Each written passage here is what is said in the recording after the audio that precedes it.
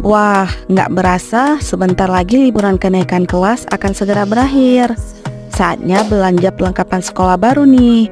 Kakak tahun ini naik kelas 3 dan adik masuk TKA. Sekarang kami lagi ada di toko Cara Carong Stationery.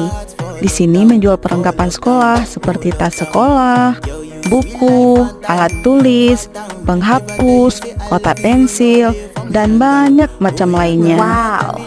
Belanja di sini juga menyenangkan karena tempatnya yang nyaman, pelayanannya yang ramah, dan barang-barangnya pun bagus-bagus dan gemesin banget.